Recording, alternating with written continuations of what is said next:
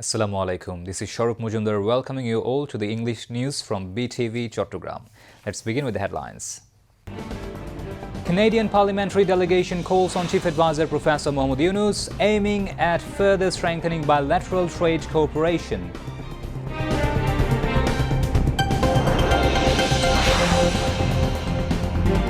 Fascist Awami League resumes terrorist activities once again. Law enforcement agencies remain vigilant to prevent untoward incidents.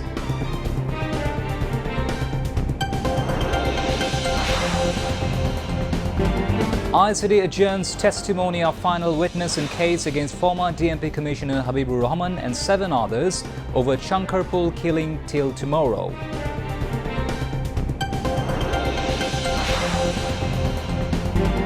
Gon Adhikar Parishad urges EC to bar all candidates of 2024 election from contesting in next national polls.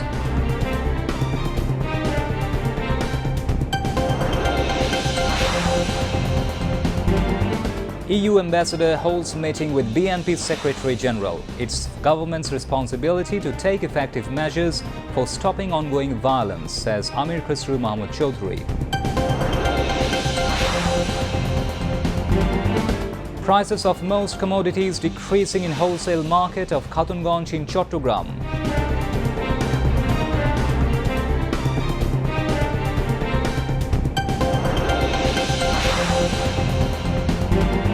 Israeli forces kill 3 people in Gaza while Israeli settlers ramp up attacks on Palestinians in occupied West Bank.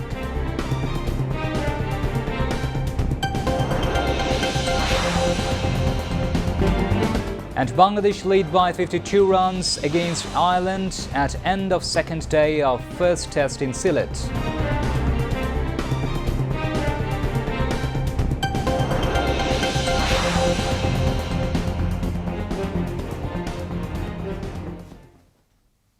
Those were the headlines. Now moving on to the details. A 7-member Canadian parliamentary delegation led by Senator Salma Atul-Zan called on Chief Advisor Professor Mohammad Yunus at the State Guest House, Jamuna today. During the meeting, both sides discussed ways to further strengthen bilateral trade cooperation and address the Rohingya crisis. The Chief Advisor briefed the delegation on the ongoing reforms and preparations for the upcoming February election.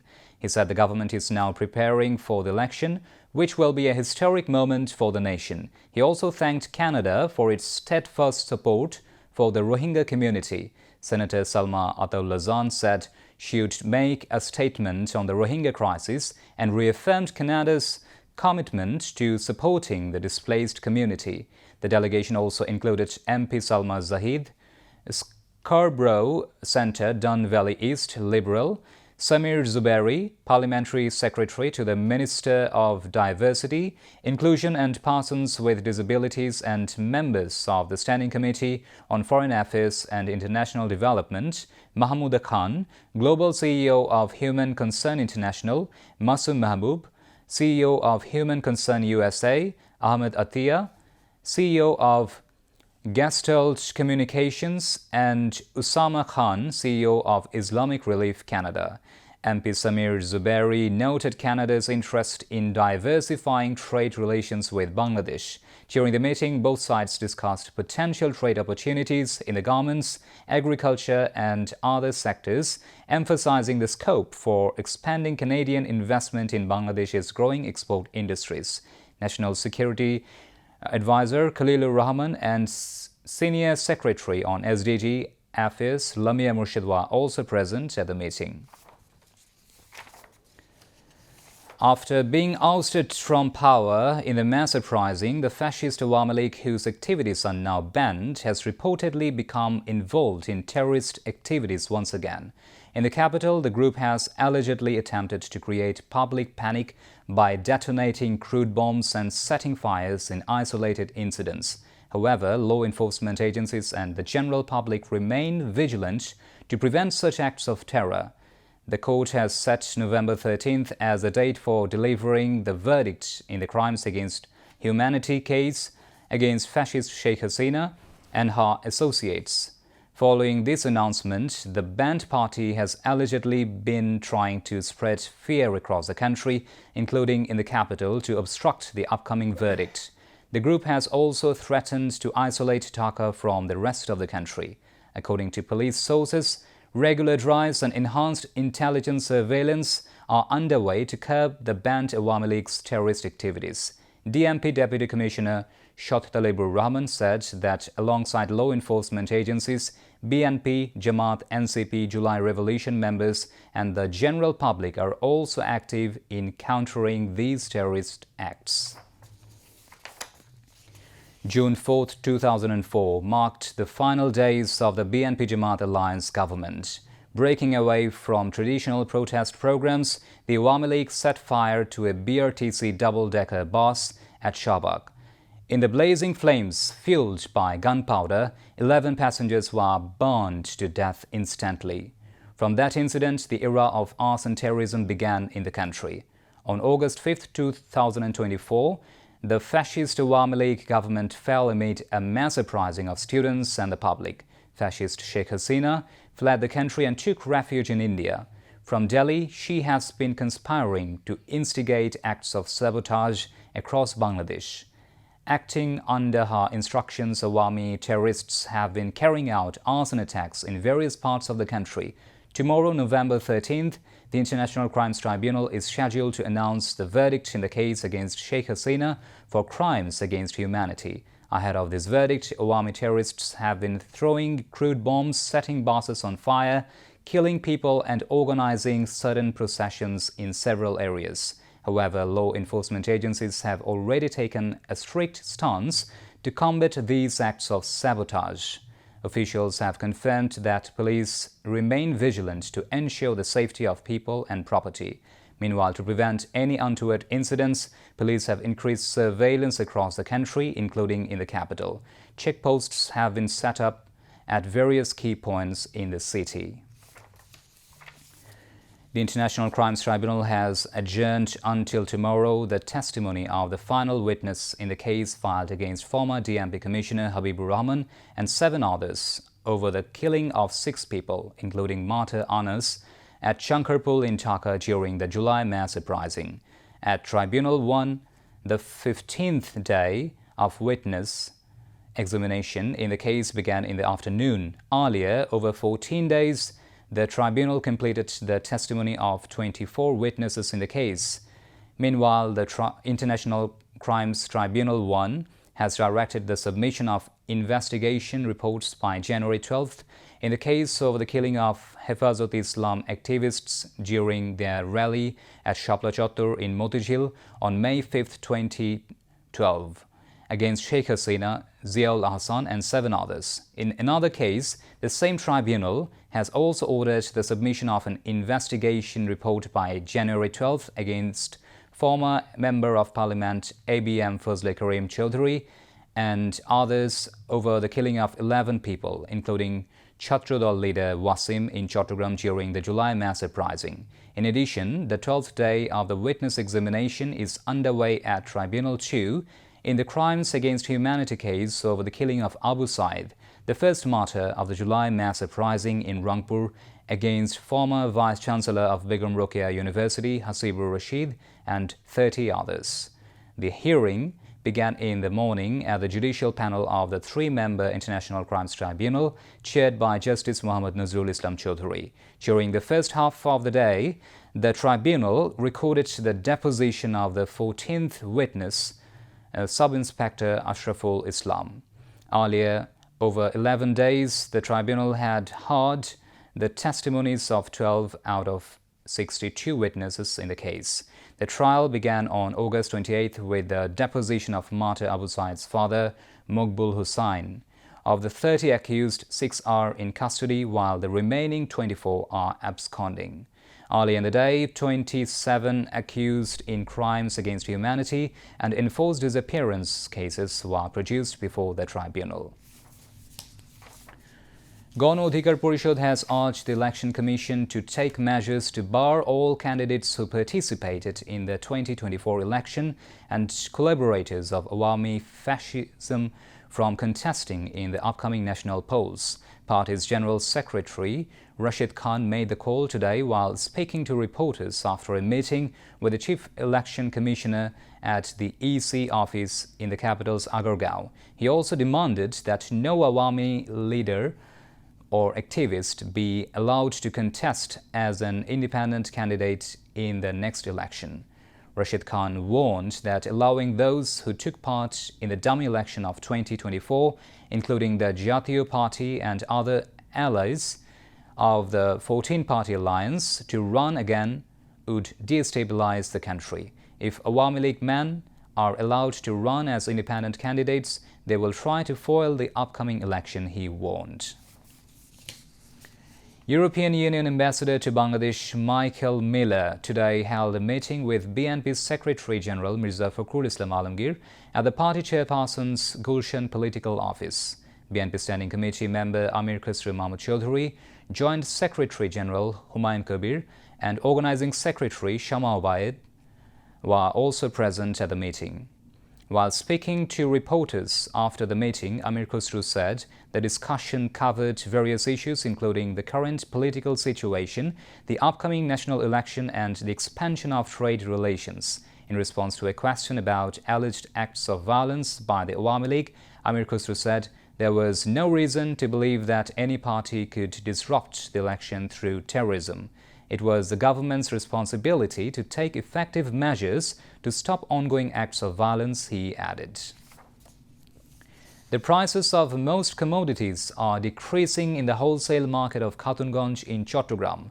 Wholesale traders said even if the price of onion increases due to the end of the season, it will not remain so for long.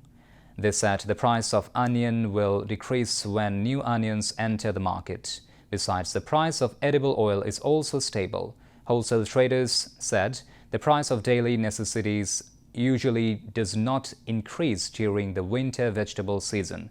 Due to this, the price of all pulses is also decreasing. Onion has been selling for over 100 taka per kg in the wholesale market for a few weeks. The price of ginger and garlic is also fluctuating. However, the wholesale price of local garlic is decreasing day by day. The most comforting news for customers is in the spice market. The prices of almost all spice products, including cumin, cardamom and others, are decreasing day by day. The wholesale market for edible oil is also stable. The wholesale price of lentil pulses is 80 to 85 taka per kg, depending on the quality. Other pulses are also at a tolerable level. Businessmen in Khatunganj are preparing to import 10 essential commodities used during Ramadan, including rice, wheat, onion, pulses, edible oil, sugar, gram, peas, spices and dates, as per the government's instructions to keep the required cash margin at the lowest level. Due to this, they hope the prices of these commodities will remain within the purchasing power of the customers. They said due to various government measures, the prices and supply of daily commodities in the market are satisfactory, due to which the relief among consumers is increasing day by day. Now, international news.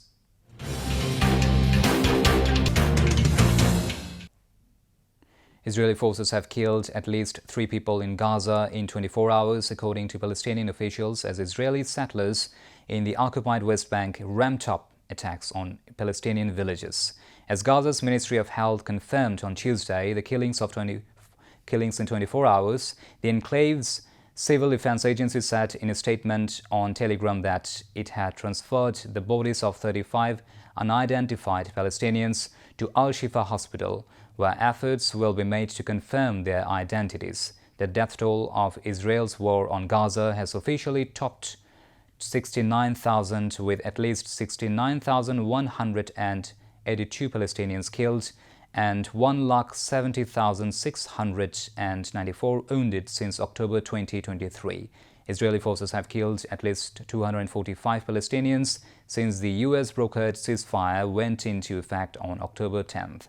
Meanwhile, the Israeli parliament has advanced a bill that would mandate the death penalty for Palestinian militants convicted of killing Israeli citizens, with some lawmakers believing it would prevent future prisoner release deals.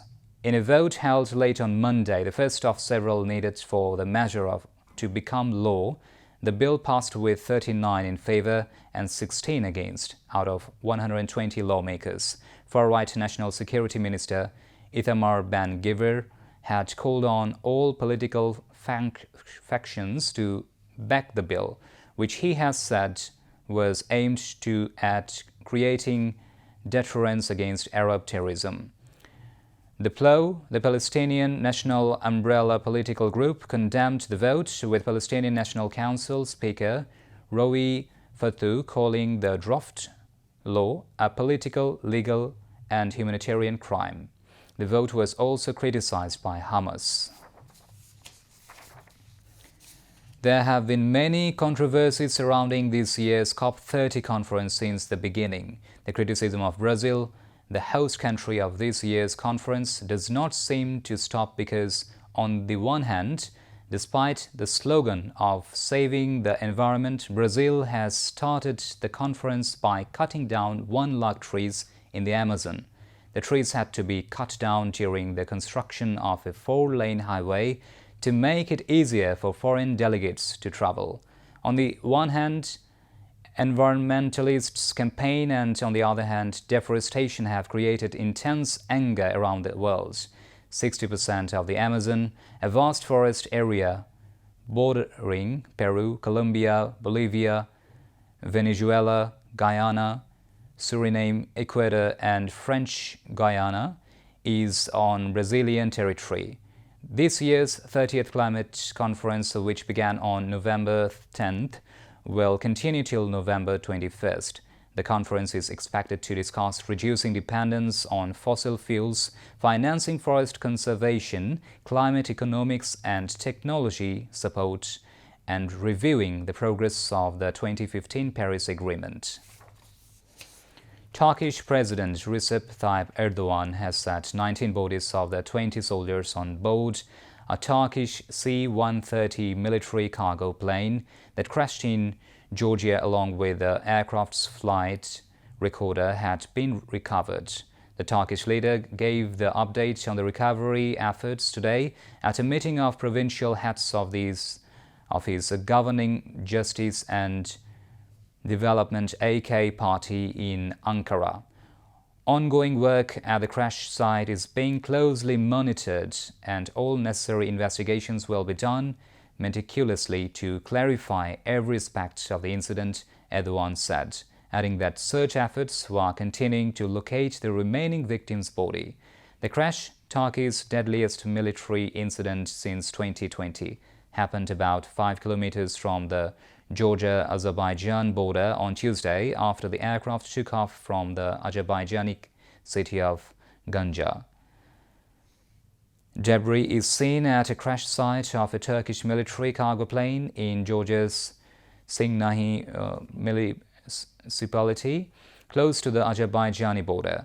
Georgia's Sakaku-Vagishia Air Traffic Control Service said the aircraft disappeared from Raater soon after entering the country's airspace, sending no distress signal before the crash.